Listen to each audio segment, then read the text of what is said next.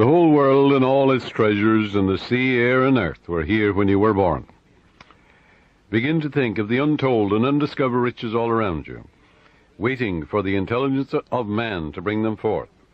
Look at wealth as the air you breathe. Get that attitude of mind. As Emerson said to the woman, who wanted to prosper. He took her down to the ocean. He said, "Take a look." She said, "Oh, there's plenty of water, isn't there?" He said, "Look at wealth that way, and you'll always have it." Yes, realize it's like the tide, forever flowing out, forever flowing back. A sales manager said to me that an associate of his sold $1 million idea for expansion to the organization. You can have an idea worth a fortune, too. Wealth is a thought image in your mind. Wealth is an idea in your mind. Wealth is a mental attitude. He also told me that there were more millionaires now in the United States than at any time in the history of the country. You can have an idea worth a fortune, yes, you can. Moreover, you are here to release the imprisoned splendor within you and surround yourself with luxury, beauty, and the riches of life. Learn that it is necessary to have the right attitude towards money, wealth, food, raiment, clothing, all these things. When you really make friends with wealth, you will always have a surplus of it. It is normal and natural for you to desire a fuller, richer, happier, and more wonderful life. Look upon money as God's idea of maintaining the economic health of the nations of the world. When money is circulating freely in your life, you're economically healthy. In the same manner as when your blood is circulating freely, you are free from congestion. Begin now to see money in its true significance and role in life as a symbol of exchange. That's all it is. It has taken many forms down through the ages. Money to you should mean freedom from want. It should mean beauty, luxury, abundance, sense of security, and refinement. You're entitled to it. Being poor is a disease. It is a mental attitude. A young woman, a very good writer, who had had several articles accepted for publication, said to me one time, "I don't write for money." I said to her, "What's wrong with money?" "It's true you don't write for money, but the labor is worthy of his hire. What you write inspires, lifts up, and encourages others. When you adopt the right attitude, financial compensation will automatically come to you freely and copiously." She actually disliked money. Once she referred to money as filthy lucre. Going back, I suppose, the early days where she heard mother or somebody say money is evil, or the love of money is the root of all evil, and all these things without any understanding at all. It's a rank superstition to say money is evil or a filthy lucre. This woman had a subconscious pattern that there was some virtue in poverty. There isn't. It's a sickness, a disease. I explained to her that there was no evil in the universe, and that good and evil were in the thoughts and motivations of men. All evil comes from misinterpretations of life and misuse of the laws of mind. In other words, the only evil is ignorance, and the only consequence is suffering. It would be foolish to pronounce uranium, silver, lead, copper, iron, cobalt, nickel, calcium, or a dollar bill evil. How absurd, grotesque, and stupid that is. The only difference between one metal and another is the number and rate of motions of electrons revolving around a central nucleus. A piece of paper such as a $100 bill is innocuous, and the only difference between it and a copper or lead is that the atoms and molecules, with their electrons and protons, are arranged differently for the physical evidences of money. Here's a simple technique she practiced which multiplied wealth in her experience. My writings go forth to bless, heal, inspire, elevate, and dignify the minds and hearts of men and women. And I am divinely compensated in a wonderful way. I look upon money as divine substance, for everything is made from the one spirit. I know matter and spirit are one. Money is constantly circulating in my life, and I use it wisely and constructively. Money flows to me freely, joyously, and endlessly. Money is an idea in the mind of God. It is good and very good. That's a wonderful prayer. It eradicates that superstitious nonsense about money being evil and things of that nature, or there's some virtue in poverty, or the Lord loves the poor. All of that is rank superstition. It is frightful ignorance. That's all it is.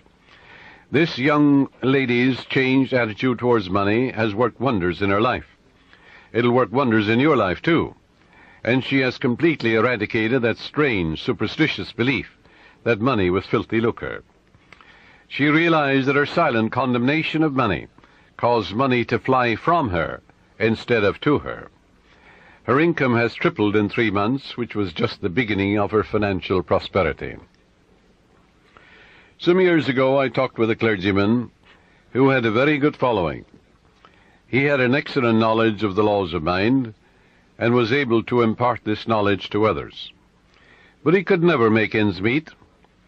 He had what he thought was a good alibi for his plight by quoting from Timothy, "For the love of money is the root of all evil." That's in the book of Timothy, in the 6th chapter, 10th verse. Forgetting what followed in the 17th verse of the same chapter. In other words, taking it out of context, when Paul charges the people to place their trust or faith in the living God, who giveth us richly all things to enjoy. That's also in the book of Timothy. Love in biblical language is to give your allegiance, loyalty, and faith to the source of all things, which is God or the living Spirit or the life principle in you. You are not, therefore, to give your allegiance, loyalty, and trust to created, but to the Creator, the eternal source of everything in the universe, the source of your own breath, source of your life, the source of the hair in your head, the source of your heartbeat, the source of the sun and the moon and the stars, the source of the world and the earth you walk on. If a man says, "All I want is money, nothing else," that's my God, and nothing but money matters. He can get it, of course, but he's here to lead a balanced life. Man must also claim peace, harmony, beauty, guidance, love, joy, wholeness in all phases of his life. How can he live without courage, faith, love, goodwill, joy in this world today?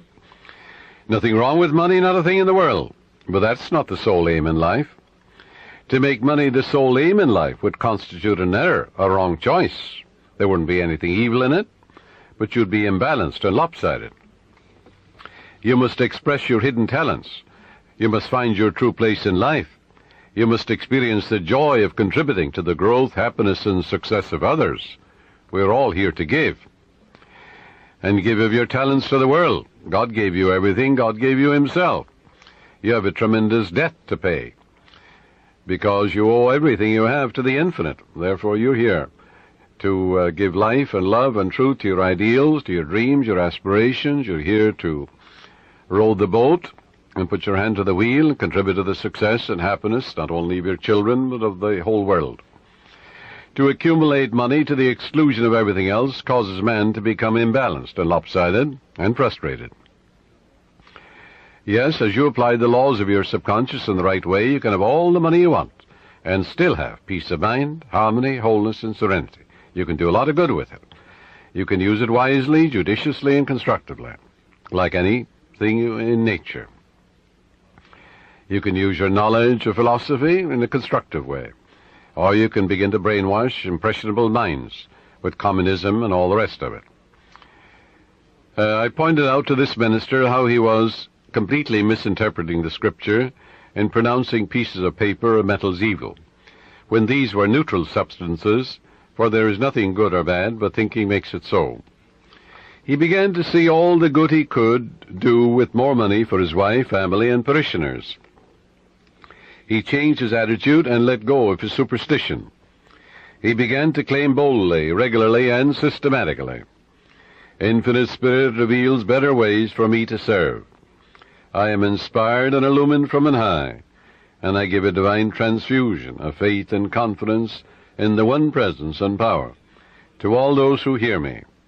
I look upon money as God's idea, and it is constantly circulating in my life and that of all the people who surround me. We use it wisely, judiciously, and constructively under God's guidance and God's wisdom." This young clergyman made a habit of this prayer, knowing that it would activate the powers of his subconscious mind. Today he has a beautiful church which he wanted. The people built it for him. He has a radio program and has all the money he needs for his personal, worldly, and cultural needs. I can assure you he no longer criticizes money. If you do, it'll fly away from you. because you're condemning that which you're praying for. Now, follow this technique which I'm going to outline for you, and you'll never want for wealth all the days of your life, for it is the master key to wealth. The first step is to reason it out in your mind that God, or the life principle, or the living spirit, is the source of the universe, the galaxies in space, and everything you see. Whether you look at the stars in the sky, the mountains, the lakes, the deposits in the earth and the sea, or all animals and plants. The life principle gave birth to you, and all the powers, qualities, and attributes of God are within you. Come to a simple conclusion, that everything you see and are aware of came out of the invisible mind of the infinite, or the life principle. And that everything that man has invented, created, or made came out of the invisible mind of man. And the mind of man and the mind of God are one, for there's only one mind. That mind is common to all individual men. Everyone is an inlet and an outlet to all that is. Come now to a clear-cut decision that God is the source of your supply of energy, vitality, health, creative ideas, the source of the sun, the air you breathe, the apple you eat, and the money in your pocket. For everything is made inside and out of the invisible. It is as easy for God to become wealth in your life as it is to become a blade of grass or a crystal of snow. The second step, decide now to engrave in your subconscious mind the idea of wealth. Ideas are conveyed to the subconscious by repetition, faith, and expectancy. By repeating a thought pattern or an act over and over again, it becomes automatic, and your subconscious being compulsive, you will be compelled to express wealth. The pattern is the same as learning to walk, swim, play the piano, type, or drive a car. You must believe in what you're affirming. It's not mumbo-jumbo, it's not idle affirmations.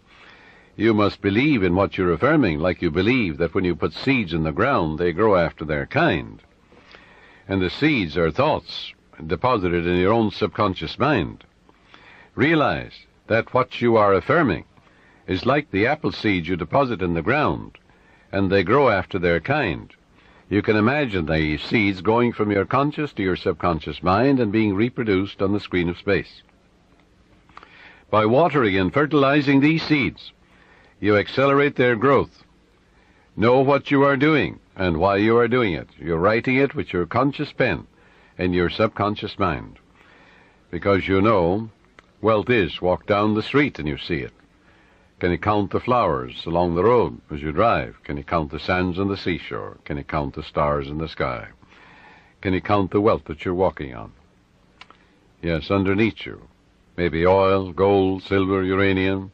Do you ever think of the riches of the sea, the soil, the air? So third step is repeat the following affirmation for about 5 minutes, night and morning. I am now writing in my subconscious mind the idea of God's wealth.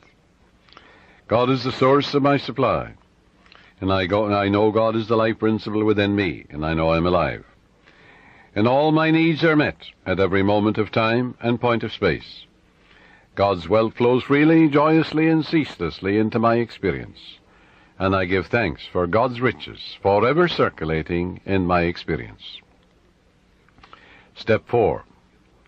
When thoughts of lack come to you, such as, I can't afford that trip, or I can't meet that note in the bank, or I can't pay that bill, never, never finish a negative statement about finances. This is mandatory.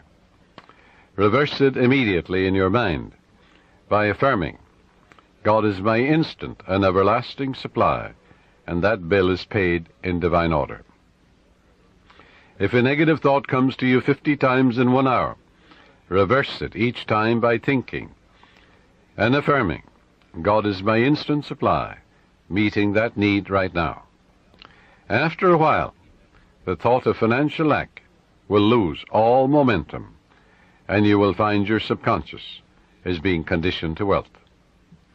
If you look at a new car, for example, never say, I can't buy that or I can't afford it.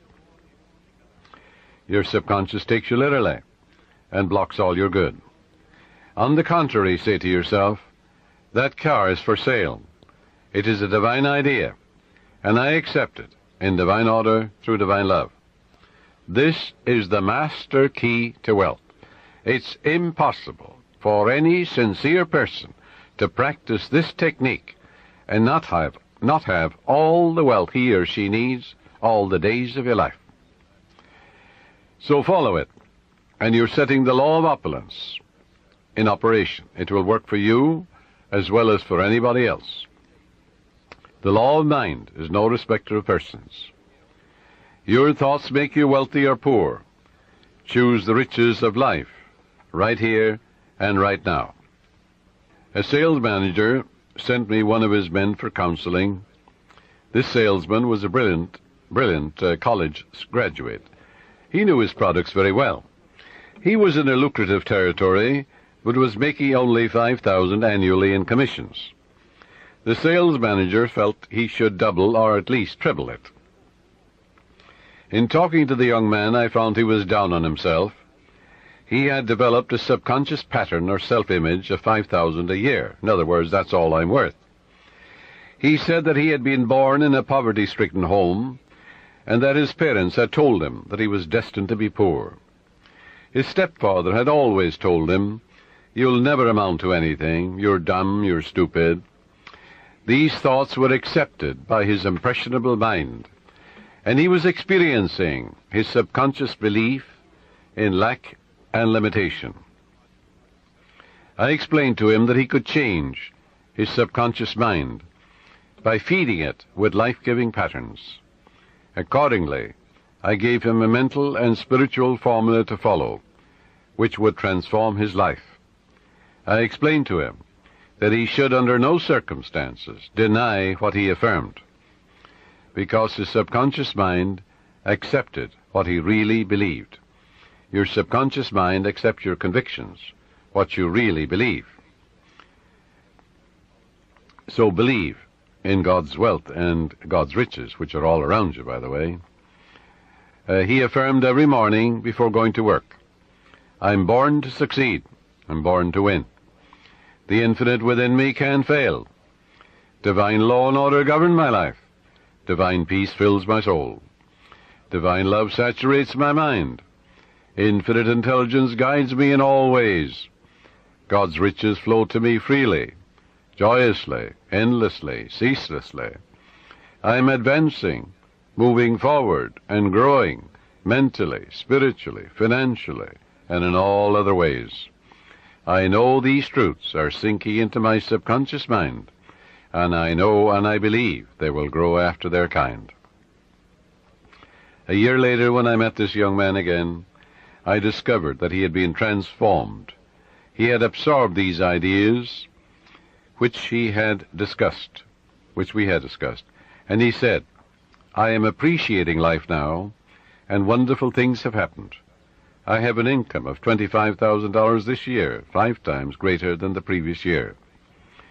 He has learned the simple truth that whatever he inscribes in his subconscious mind becomes effective and functional in his life. That power is within you. You can use it also. The young boy who's operating this machine while I am broadcasting, his name is Robbie Wright. He told me about his uncle who used to work in a bank. And this uncle wanted to make more money for his wife and his children. And he was always affirming, God is my instant supply, I'm divinely guided in all ways, infinite spirit opens up a new door. Well, he told me that his uncle was in town about 2 months ago, and that his salary now is $200,000 a year, all his expenses paid. And he was getting $40,000 when he started to realize the truth about himself. And he's able to do great things, and living a wonderful life, down south in another state.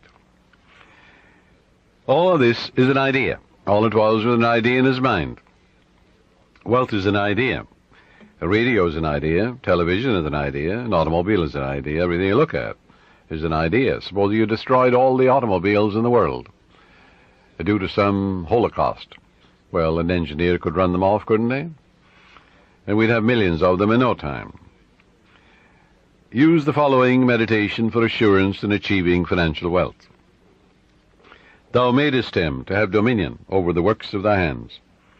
I know that my faith in God determines my future. My faith in God means my faith in all things good.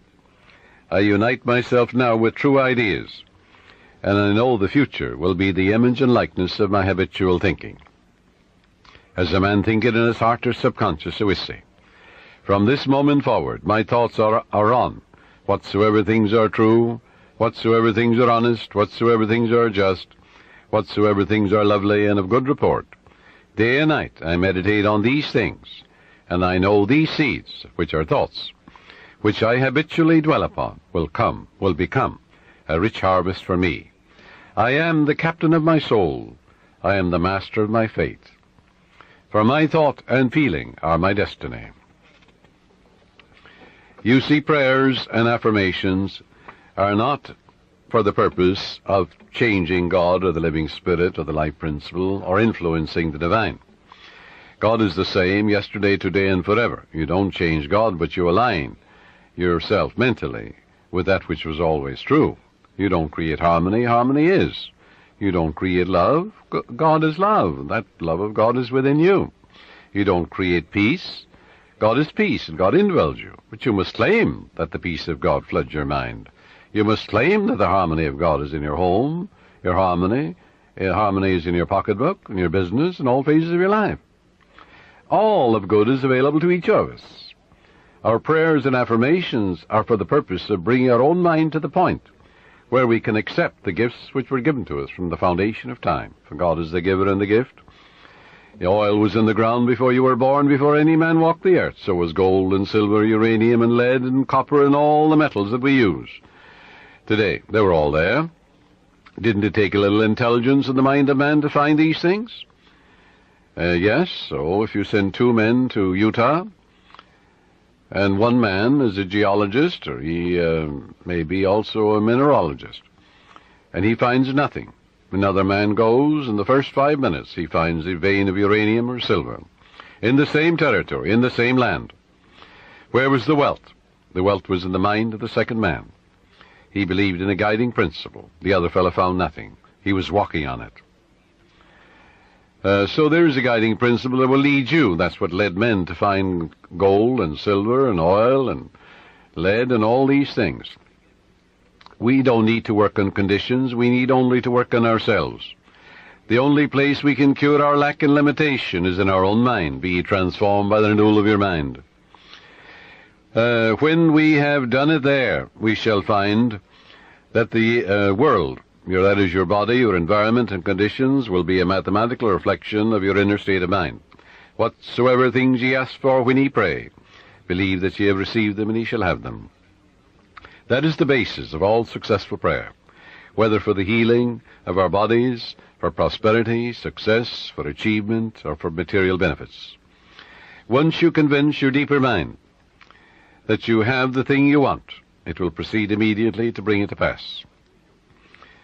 You might say to me, how can I convince my deeper mind, my subconscious, that I have riches, or any other good thing, when my common sense tells me that bills are piling up, creditors are after me, the bank is calling up to pay for the mortgage, and for the money I owe, and so on. You can't. If you keep thinking about debts and obligations and how much you owe, you'll only magnify your misery.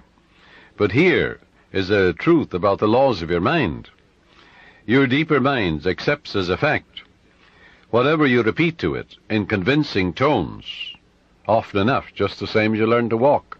You had a thought pattern, an act, whether it is swimming or walking or playing tennis or golf, and you repeat it over and over again. You knew what you were doing and why you were doing it. You wanted to learn to walk, you wanted to learn to dance, you wanted to learn to swim.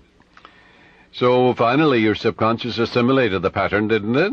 And then you swim automatically and you walked automatically. The same procedure in praying for wealth or anything else.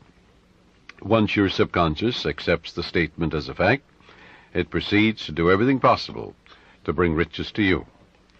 Now that's the whole purpose of affirmations, so that you convince yourself of the truth of that which you affirm. Then your deeper mind will bring these things to pass. Many men say to me, I got an affirmation from someone, and it said, I am rich and prosperous now, I am successful, and I'm very wealthy. That affirmation, he said, succeeded in making me much more aware of my need, because, you see, he believed more in poverty and lack than he did in the riches all around him. So I explained to him, I said, you must turn away from that pattern and come back, change your belief.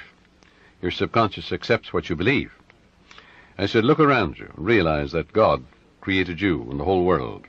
It's an invisible spirit within you. Everything is made inside and out of it. It started your heartbeat. It's the air you breathe, the water you drink. It's the fruit that you eat. And therefore turn away and turn within and change that and say, I recognize the eternal source of my supply. God is the source of my supply. All my needs, spiritual, mental, material, are met at every moment of time and point of space. And God's wealth is circulating in my life, and there's always a surplus. So by day and by night I'm advancing, moving forward and growing, spiritually, mentally, materially, financially, intellectually, and every way. And all things be ready if the mind be so. It is done unto me as I believe. And before they call I will answer, while they're yet speaking I will hear. Oh, how I love thy law. Let it be my meditation both day and night. And the law is, I am what I contemplate. I am what I believe myself to be.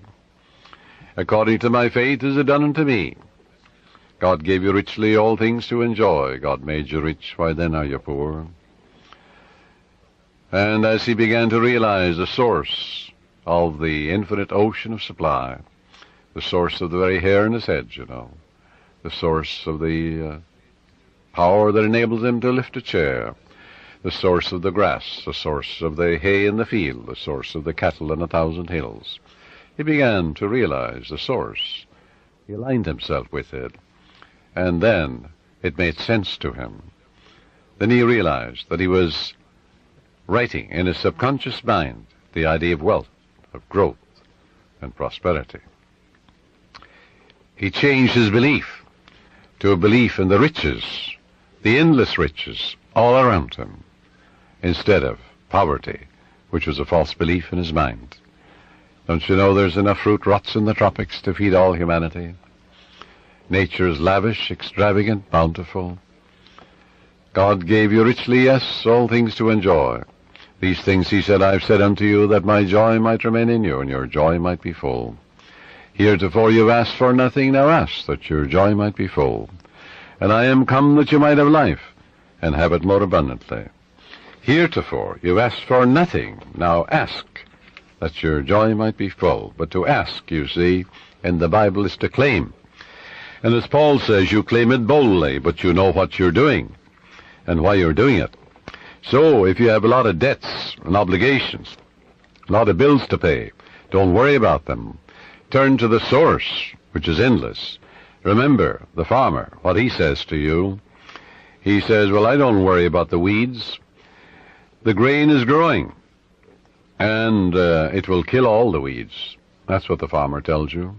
Likewise, as you focus on your good, on guidance and right action, and the eternal source of your supply, whether it is mental or spiritual or financial you need, there's but one source, not two.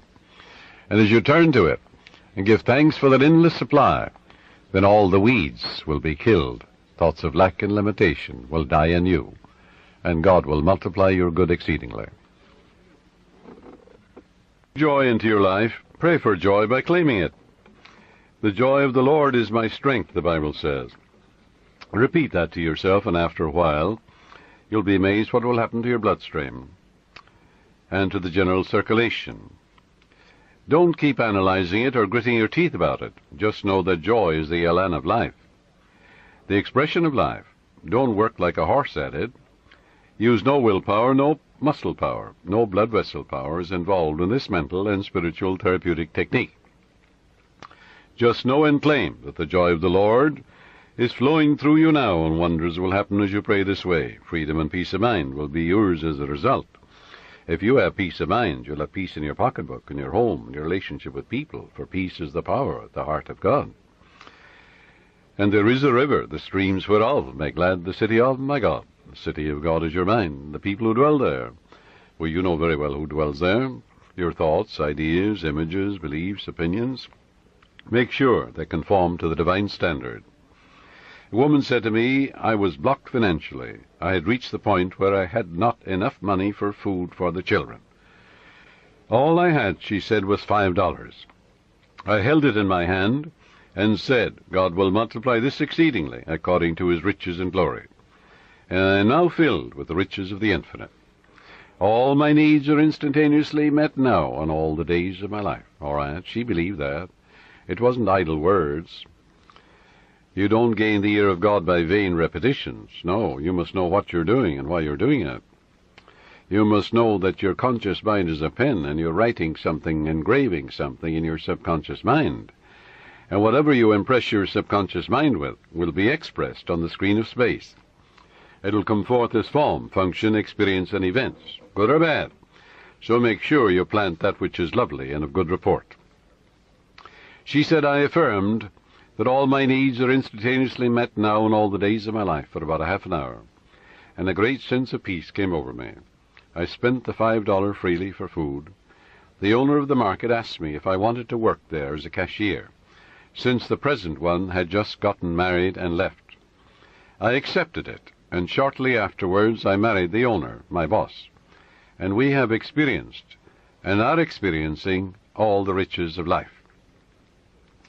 This woman looked to the source. She didn't know how her prayer would be answered, because you never know the workings of the subconscious. She believed in her heart in the blessings of the infinite. Follow. To believe is to live in the state of being it. It also means to be alive to the eternal truths. Her good was magnified and multiplied exceedingly, because the subconscious always magnifies what you give attention to. There is a presence and a power within you, and you can use it, and you can stir up, as Paul says, the gift of God within you. For God is the giver and the gift, and everything has been given to you. And therefore you can tune in and claim guidance, right action, beauty, love, peace, abundance, security. You can say to yourself, well, God's ideas unfold within me, bringing me harmony, health, peace, and joy. If you're in business, you're a professional man, you're an artist, you're an inventor, just sit down quietly and say, God reveals to me new creative ideas, original, wonderful ideas, which bless humanity in countless ways. And then watch the wonderful ideas that come to you. And they will come, because when you call, it answers. Remember what it says in the Bible? Call upon me, I'll answer you. I'll be with you in trouble. I'll set you on high, because you have known my name. And then the name means the nature. Well, the nature of infinite intelligence is responsiveness. Call, the response comes. Constantly affirm, feel and believe that God multiplies your good exceedingly, and you will be enriched every moment of the day, spiritually, mentally, intellectually, financially, and socially, for there's no end to the glory of man for his daily living. Watch the wonders that will happen as you impress these truths in your subconscious mind. As you listen to this tape, this cassette, let these truths sink into your subconscious, and they will, and they are. And you're engraving them. And the more often you do this, well, the quicker you will impregnate your deeper mind. You'll experience a glorious future in a financial way, in every way, too. Watch your thoughts. Never talk about economic lack and limitation. Never talk about being poor or in want. It is very foolish to talk to your neighbors or relatives about hard times, financial problems, and like matters. Count your blessings. Begin to think prosperous thoughts. Talk about the divine riches present everywhere. Realize that the feeling of wealth produces wealth. When you talk about not having enough to go around, and how little you have, and how you must cut corners and eat the cheapest meat, these thoughts are creative, and you are only impoverishing yourself. Use the money you now have freely. Release it with joy, and realize that God's wealth flows to you in avalanches of abundance. Look up to the source. As you turn to the divine presence within you, the response will come. It is written, He careth for you. You will find neighbors, strangers, associates adding to your good, and also to your supply of material things. Make it a practice to pray for divine guidance in all your ways, and believe that God, or the Supreme Intelligence, is supplying all your needs according to His riches and glory. Claim it boldly. Come boldly to the throne of grace, Paul says. And grace, when it's removed from its mystique, is simply the mathematical, orderly reflection of your habitual thinking and imagery. In other words, there's supreme intelligence that responds to your conscious thinking and imagery. Pray for divine guidance, therefore, in all your ways. As you make a habit of this attitude of mind, you will find the invisible law of opulence can and will produce visible riches for you. Recently, a doctor told me that her constant prayer was as follows: I live in the joyous expectancy of the best, and invariably the best comes to me. My favorite Bible verse, she said, with which I saturate my mind is, He giveth to all life and breath and all things. That's from the book of Acts, 17th chapter, 25th verse. She has learned that she is not dependent on people for joy, health, success, and happiness or peace of mind. She looks to the living Spirit Almighty within her for promotion, achievement, wealth, success, and happiness. Whosoever trusteth in the Lord, happy is he. That's from the book of Proverbs, 16th chapter, 20th verse. Contemplate promotion, success, achievement, illumination, and inspiration, and the Spirit of the Almighty will move in your behalf, compelling you to express fully what you meditate on. Let go now and permit the infinite riches of the Infinite One to open up new doors for you. Let wonders happen in your life. In prayer therapy, avoid struggle and strain. Don't try and force things. How could you add power to omnipotence? Can you make a seed grow? You can't. Plant it in the ground. It will grow. The oak is in the acorn. The apple is in the apple seed. The archetype or pattern is there, but you must deposit it in the soil, where it dies, undergoes dissolution, bequeaths its energy to another form of itself. Spiritual-minded man, he looks at an acorn, he sees a forest, Yes, that's the way your subconscious works. It magnifies your good exceedingly. So avoid strain, since this attitude is indicative of your unbelief. If you're worrying and fearful and anxious, well, that inhibits your good. That brings about blocks and delays and impediments in your life. What does fear do? That which I greatly feared has come upon me. Reverse it. That which I greatly love comes into my experience. Love is emotional attachment. In your subconscious is all the wisdom and power necessary to solve any problem. Your conscious mind is prone to look at external conditions and tends continually to struggle and to resist. Remember, however, it is the quiet mind that gets things done. Quiet your body periodically. Tell it to be still and relax. It has to obey you. Your body moves as moved upon. Your body acts as acted upon. Your body has no self-conscious intelligence, no volition, no will. It moves as moved upon. You can play a melody of God on your body. When your conscious mind is quiet and receptive, the wisdom of your subconscious rises to the surface mind, and you receive your solution. A beauty parlor operator told me that the secret of her success was that every morning prior to opening her beauty salon, she had a quiet period in which she affirms, God's peace fills my soul, and God's love saturates my whole being. God guides, prospers, and inspires me. I am illumined from on high, and His healing love flows from me to all my clients. Divine love comes in my door. Divine love goes out of my door. All those who come into my salon are blessed, healed, and inspired. The infinite healing presence saturates the whole place. This is the day the Lord hath made, and I rejoice and give thanks for the countless blessings which come to my clients and to myself. She had this prayer written out on a card and reiterates these truths every morning. At night she gives thanks for all her clients, claiming that they are guided, prospered, happy, and harmonious, and that God and His love flow through each one, filling up all the empty vessels in her life. She stated to me that following this prayer technique pattern, at the end of 3 months she had far more clients than she could handle, had to hire 3 additional operators. She had discovered the riches of effective prayer and is prospering beyond her fondest dreams. The sales manager told me that he had been fired because of excessive drinking on the job and because of being involved with one of the secretaries in the office. He was very distressed, dejected, and worried about his wife, his income, and his future.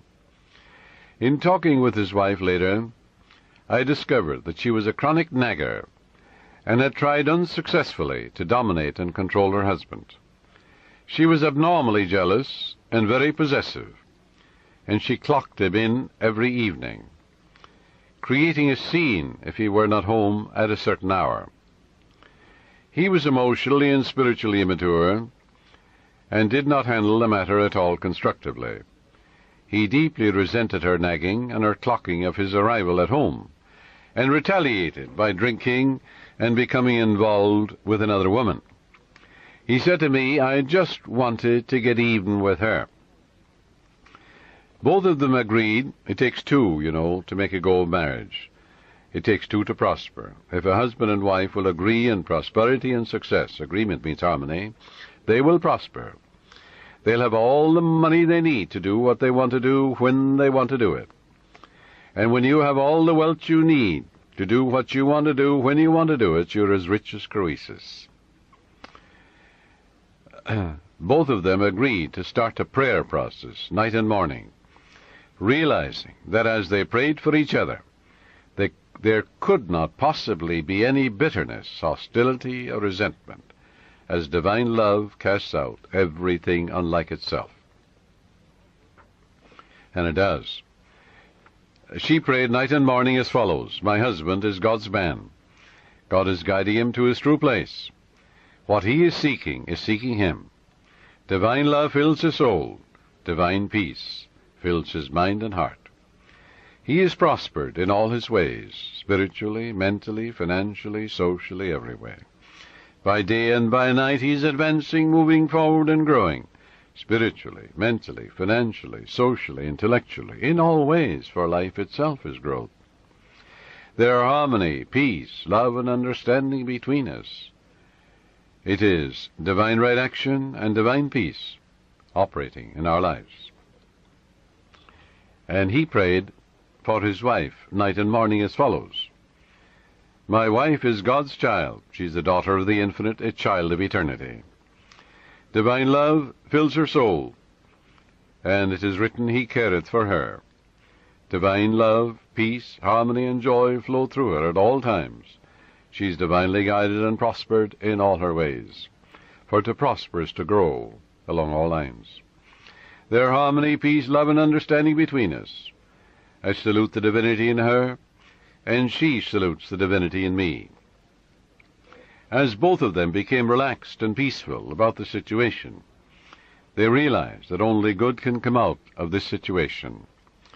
Soon he received a phone call from the president of the company calling him back, stating that he had heard he had had a reconciliation with his wife, and at the same time he praised him for his past achievements and accomplishments for the organization. Actually, his wife, without his knowledge, had visited the president of the company and had told him the whole story. how happy they now were, and how the other woman had vanished out of his life. She told how they were now praying together.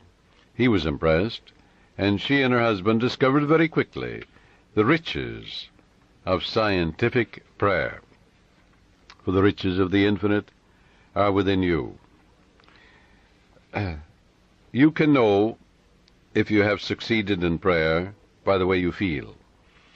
If you remain worried or anxious, if you're wondering how, when, and where, or through what source, your answer will come, you are meddling. This indicates you do not really trust the wisdom of your subconscious. Avoid nagging yourself all day long, or even from time to time. When you think of your desire, lightness of touch is important. Remind yourself that infinite intelligence has taken care of it, in divine order, far better than you can by tenseness of your conscious mind. For example, if you say, well, I need $5,000 by the 15th of next month, or the judge must make a decision for me by the 1st of the month, otherwise I lose my home, my mortgage, and so on. That's fear and anxiety and tension. What will that do? Bring blocks and delays, impediments and difficulties into your life. Always go to the source. Remember, in peace and in confidence shall be your strength. When you're anxious and tense and worried, that will not bring about prosperity or peace of mind or health or anything. Go back to the source. Come to a place of absolute rest in your mind and say to yourself, reiterate these truths. It is done unto me as I believe. Go thy way as thou hast believed, so be it done unto thee. All things be ready if the mind be so, which means all I have to do is ready my mind to receive the benediction, the guidance, the wealth, the answer, the solution, the way out. According to my faith is it done unto me. Go thy way, thy faith hath made thee whole. Go in peace, thy faith hath made thee whole. And all things are ready if the mind be so. The light of God shines in me. The peace of the everlasting God fills my soul. In quietness and in confidence shall be my strength. God gave me richly all things to enjoy. With God all things are possible. Reiterate these simple truths, and say, the Lord is my shepherd, I shall not want. He maketh me to lie down in green pastures. He leadeth me beside the still waters. He restoreth my soul.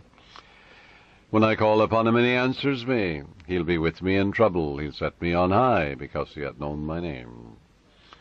God is my instant everlasting supply, and ever-present help in time of trouble. Reiterate these truths. Read a psalm like the 23rd and 91st Psalm, and go over these psalms quietly, peacefully, and lovingly. You'll get to a point of rest and peace in your mind. And you realize that God is never late, and that God is your instant and everlasting supply, guiding and directing you, revealing to you everything you need to know, opening up the door for you, revealing to you the solution, and God's riches are circulating in your life, and there's always a surplus. Then, when you act that attitude of mind, the way will open up, the dawn will appear, and the shadows will flee away. But you won't get an answer by worry and fear and tension and anxiety. This will only attract more lack, more difficulties. So reverse it. Go back to the source. Reiterate the truths you know. Dwell upon the truths of God, such as God is absolute peace, absolute harmony, boundless wisdom, infinite intelligence, the ever-living one, the all-wise one, the all-knowing one, the self-renewing one, knows all and sees all, the source of all blessings. That will quiet your mind. That will give you peace. And when the mind at peace always gets the answer, for in quietness and in confidence shall be your strength. And God knows only the answer. So learn to let go and relax. Do not give power to the externals or conditions. Give power and allegiance to the infinite presence and power within you. The swimming instructor tells you that you can float on the water, which will support you if you remain quiet, still, and at peace. But if you get nervous, tense, fearful, you will sink. When you are seeking wealth, prosperity, success, or a spiritual healing, or anything, feel that you're immersed in the holy omnipresence. You know, like you feel you're in the ocean or in a swimming pool. and realize the golden river of life, love, truth, and beauty are flowing through you now, transforming your whole being into the pattern of harmony, love, peace, and abundance. Feel yourself swimming in the great ocean of life. That sense of oneness will restore you, for he restoreth my soul. The following meditation will bring many wonderful things into your life. Listen to it and say, these truths are sinking into my subconscious mind. I picture them going from my conscious to my subconscious, like seeds I'm depositing in the soil. I know that I am old-fashioned and create my own destiny. My fate is in the infinite being which created all things, and my faith in God is my fortune. This means an abiding faith in all things good. I live in the joyous expectancy of the best, and only the best comes to me. I know the harvest I will reap in the future, because all my thoughts are God's thoughts, and the power of God is with my thoughts of good. My thoughts are the seeds of goodness, truth, beauty, and abundance. I now place my thoughts of love, peace, joy, success, abundance, security, and goodwill in the garden of my mind. This is God's garden. The glory and beauty of God will be expressed in my life, and I will know it. My garden will yield an abundant harvest. From this moment forward, I express life, love, and truth. I am radiantly happy and prosperous in all my ways, and God multiplies my good exceedingly. To prosper means to succeed, to thrive, to turn out well. In other words, when you are prospering, you're expanding, growing spiritually, mentally, financially, socially, and intellectually. Never be envious or jealous of another person's wealth or promotion or their diamonds or jewels, for that would impoverish you. That would attract lack and limitation to you. Rejoice in their success, in their prosperity, in their wealth, and wish for them greater riches, because what you wish for the other, you're wishing for yourself, for you're the only thinker. What you think about the other, you're creating in your own mind and body and experience, and also in your pocketbook. This is why you rejoice in the success and the prosperity and the millions that others have. In order to truly prosper, it is necessary that you become a channel through which the life principle flows freely, harmoniously, joyously, and lovingly. I suggest that you establish a definite method of working and thinking, that you practice it regularly and systematically every day. One young man who consulted me had experienced a poverty complex for many years, had received no answers to his prayer.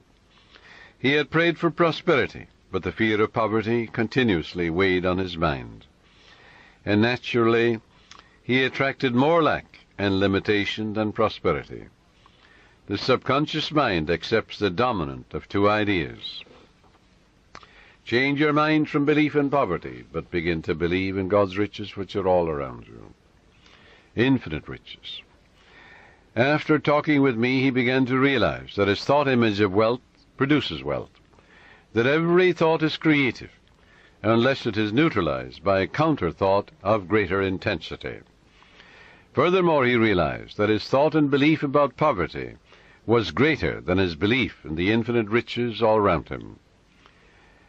Consequently, he changed his thoughts and kept them changed. I wrote out a prosperity prayer for him as follows. It will benefit you. I know there is only one source, this is the prayer, the life principle, the living spirit, from which all things flow. It created the universe, and all things therein contained. I am a focal point of the divine presence. My mind is open and receptive. I am a free-flowing channel for harmony, beauty, guidance, wealth, and the riches of the infinite. I know that wealth, health, and success are released from within and appear in the without. I am now in harmony with the infinite riches within and without, and I know these thoughts are sinking into my subconscious mind and will be reflected on the screen of space. I wish for everyone all the blessings of life.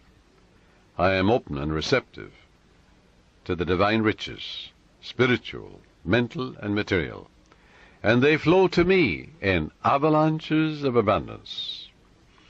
This young man focused his thoughts on God's riches rather than on poverty, and made it a special point never to deny what he affirmed.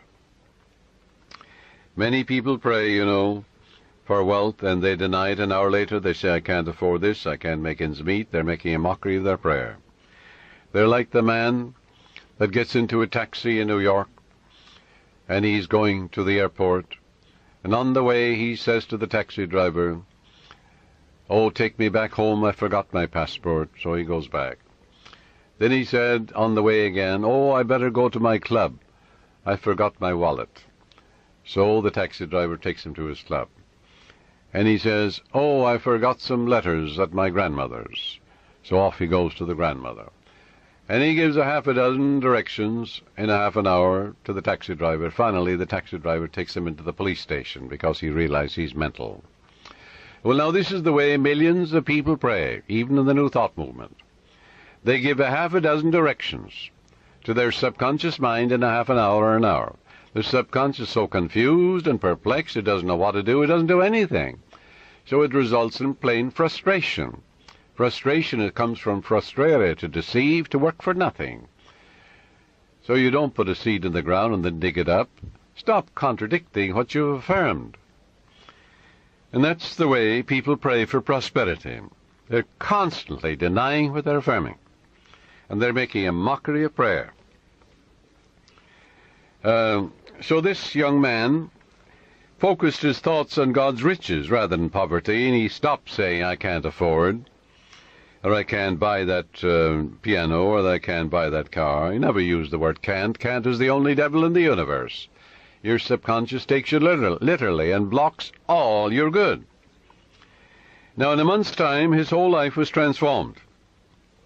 He affirmed the above truths, which I just mentioned, morning and evening, for about 10 minutes, slowly and quietly, engraving them in his mind, knowing what he was doing, believing what he was doing, knowing that he was actually writing down these truths in his subconscious mind, causing the latter to be activated and to release its hidden treasures. For the gold mine is in your subconscious, the diamond mine is there. It's the source of all the riches of heaven. Although this man had been a salesman for 10 years with rather dim prospects for the future, suddenly he was made sales manager at $30,000 a year plus prime benefits. Your subconscious has ways that you know not of. It's impossible to impregnate your subconscious mind with the idea of wealth and be poor. It's impossible to impregnate your subconscious with the idea of success. Good heavens, you are born to win, to succeed. The infinite can fail. You're born to triumph. Son, thou art ever with me, and all that I hath is thine. Let your prayer be, by day and by night I'm advancing, moving forward and growing. God gave me richly all things to enjoy. Never make ends meet. He had what he thought was a good alibi for his plight by quoting from Timothy. For the love of money is the root of all evil. That's in the book of Timothy, in the 6th chapter, 10th verse. Forgetting what followed in the 17th verse of the same chapter. In other words, taking it out of context. When Paul charges the people to place their trust or faith in the living God, who giveth us richly all things to enjoy. That's also in the book of Timothy. Love in biblical language is to give your allegiance, loyalty, and faith to the source of all things, which is God or the living Spirit or the life principle in you. You are not, therefore, to give your allegiance, loyalty, and trust to created, but to the Creator, the eternal source of everything in the universe, the source of your own breath, source of your life, the source of the hair in your head, the source of your heartbeat, the source of the sun and the moon and the stars, the source of the world and the earth you walk on. If a man says, all I want is money, nothing else, that's my God, and nothing but money matters. He can get it, of course, but he's here to lead a balanced life. Man must also claim peace, harmony, beauty, guidance, love, joy, wholeness in all phases of his life. How can he live without courage, faith, love, goodwill, joy in this world today? Nothing wrong with money, not a thing in the world. But that's not the sole aim in life. To make money the sole aim in life would constitute an error, a wrong choice. There wouldn't be anything evil in it, but you'd be imbalanced and lopsided. You must express your hidden talents. You must find your true place in life. You must experience the joy of contributing to the growth, happiness, and piece of paper such as $100 bill is innocuous. And the only difference between it and a copper or lead is that the atoms and molecules, with their electrons and protons, are arranged differently for the physical evidences of money. Here's a simple technique she practiced which multiplied wealth in her experience. My writings go forth to bless, heal, inspire, elevate, and dignify the minds and hearts of men and women. And I am divinely compensated in a wonderful way. I look upon money as divine substance, for everything is made from the one spirit. I know matter and spirit are one. Money is constantly circulating in my life, and I use it wisely and constructively. Money flows to me freely, joyously, and endlessly. Money is an idea in the mind of God, and it is good and very good. That's a wonderful prayer. It eradicates that superstitious nonsense about money being evil and things of that nature, or there's some virtue in poverty, or the Lord loves the poor. All of that is rank superstition. It is frightful ignorance, that's all it is. This young lady's changed attitude towards money has worked wonders in her life. It'll work wonders in your life, too. And she has completely eradicated that strange, superstitious belief that money was filthy lucre. She realized that her silent condemnation of money caused money to fly from her instead of to her. Her income has tripled in 3 months, which was just the beginning of her financial prosperity. Some years ago, I talked with a clergyman who had a very good following. He had an excellent knowledge of the laws of mind and was able to impart this knowledge to others. But he couldn't success of others. We're all here to give. And give of your talents to the world. God gave you everything. God gave you himself. You have a tremendous debt to pay because you owe everything you have to the infinite. Therefore, you're here to give life and love and truth to your ideals, to your dreams, your aspirations. You're here to row the boat and put your hand to the wheel and contribute to the success and happiness not only of your children but of the whole world. To accumulate money to the exclusion of everything else causes man to become imbalanced and lopsided and frustrated. Yes, as you apply the laws of your subconscious in the right way, you can have all the money you want and still have peace of mind, harmony, wholeness, and serenity. You can do a lot of good with it. You can use it wisely, judiciously, and constructively, like anything in nature. You can use your knowledge or philosophy in a constructive way, or you can begin to brainwash impressionable minds with communism and all the rest of it. I pointed out to this minister how he was completely misinterpreting the Scripture and pronouncing pieces of paper or metals evil, when these were neutral substances, for there is nothing good or bad, but thinking makes it so. He began to see all the good he could do with more money for his wife, family, and parishioners. He changed his attitude and let go of his superstition.